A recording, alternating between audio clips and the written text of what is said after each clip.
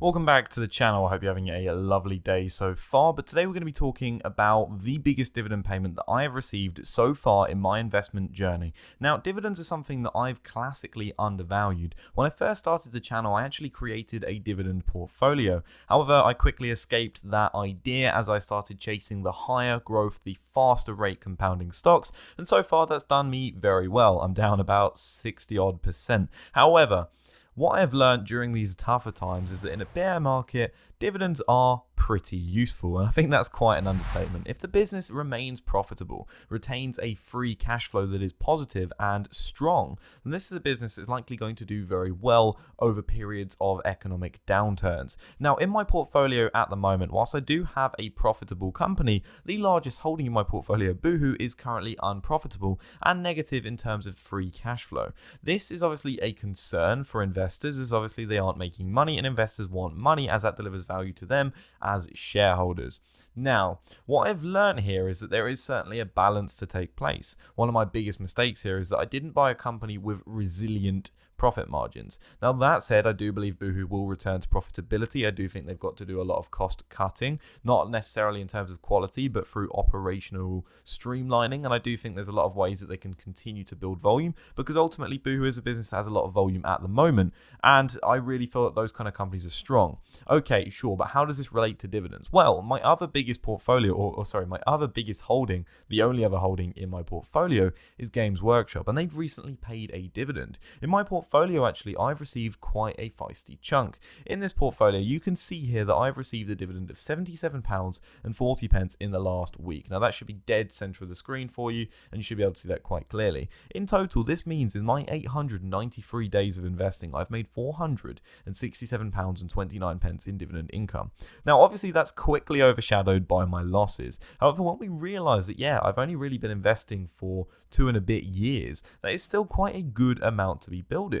Now, if we can see already that year to date, I've made about £207.60, this is something that's going to be growing over time. And remember this, my portfolio isn't a dividend focused portfolio. I'm down a majority on my portfolio for being invested in Boohoo. My total portfolio is down 59%. So obviously here, this isn't originating in dividends. However, what I've come to value is that the attraction of dividends here are really adding to a portfolio. It allows me to top up and continue buying. And I think really in terms of, as I say, economic downturns, I think it really helps to boost morale, knowing that you've got money coming in, you've got a stable cash flow business, and you know then at least in the back of your mind that business isn't going away anytime soon. And it allows you to be clearer, more coherent, and less prone to the volatility in the markets and reacting to it in a negative way.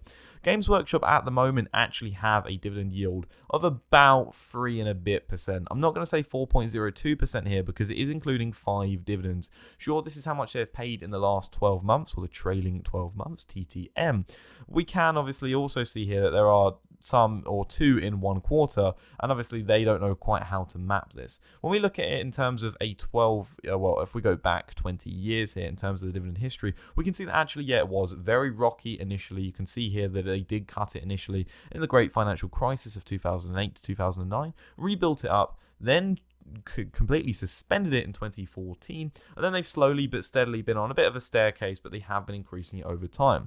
Now, Games Workshop's dividend policy is that they only distribute truly surplus cash to investors, and I really like that strategy because it means they retain a majority of their cash flow, or at least a good sum of it, back into the business, allowing them to grow, such as their past performance, which we've seen here, a phenomenal growth, that in the end of May 2022, they had revenue of £415 million. When we go back to 2015, the end of November, they had a revenue of £118 million. So their revenue has pretty much over tripled in this time. And obviously their profit margins have increased from 10.5% to 31%. This is a very strong business indeed. And when we go back to that dividend, we can see here that their dividend payout ratio to shareholders in forms of their earnings, so how much of their earnings is taken up by a dividend payment, is only 42%. This means that 58% of that dividend income is being reinvested back into the business, allowing them to grow at a faster rate than other businesses in the markets. Obviously, this isn't guaranteed, but this is what I believe because I think them investing in themselves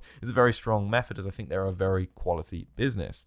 You can also check it in terms of cash flow. However, here I'm looking at earnings in particular, as cash flow can be quite volatile, especially at the moment with inventory concerns and the likes of supply chain distribution concerns. And what this has really taught me is that in my portfolio, I need to strike more of a balance. I came in very hard and I went for the high growth stocks. Now, that is great in a bull market where everything is going up each and every day. And don't get me wrong, I think once we end up going into a recovery, I do think I'm very well positioned for growth. But I also think some moderation needs to be taken place. My strategy needs to adapt slightly so that I have got some dividend stocks, some companies with more resilient cash flows, ones with bigger moats, meaning it's harder for competitors to eat into their market share. And I think those businesses at least then give you some stability in a portfolio.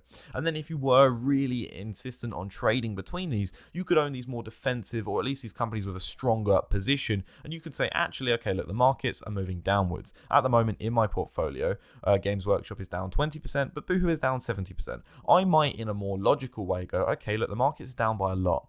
I've seen Boohoo is down 70%. I think they are fundamentally and critically undervalued. I'm going to trim a little bit of my Games Workshop position and buy some of Boohoo. Now, I'm not doing that at the moment whatsoever, but let's say I'm in a stronger position, or let's say I only held Games Workshop at the moment, they were down 20%, but I'm seeing the likes of the Hut Group, which is not a very good example because I don't think that quality of a business, and they're down 93% the last year. Well, obviously, I'm going to look at the Hut Group and go, okay, you know what, I think there's some value here, doing my own analysis, obviously, and then I would go, okay, right, well, I'm going to take 5% of my position of Games Workshop, open a position in the Hut Group, and see how that goes. Obviously, after that analysis has been done, because you can't just do it based on a falling share price, because the share price doesn't tell you anything about an investment whatsoever.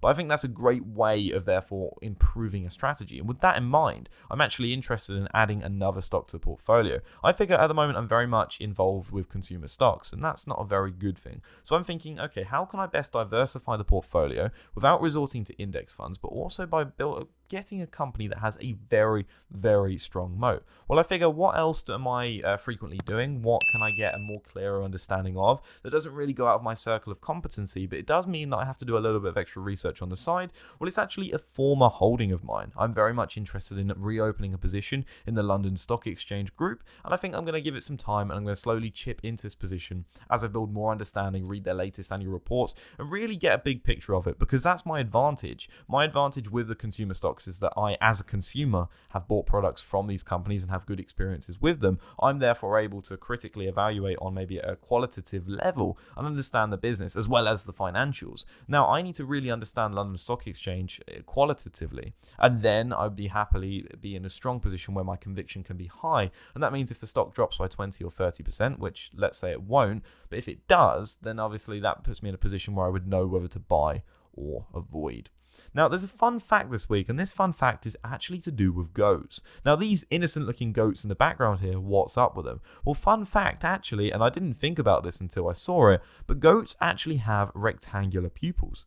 You see that here? They're not circular like everything else. So have a fantastic day, everyone. Peace.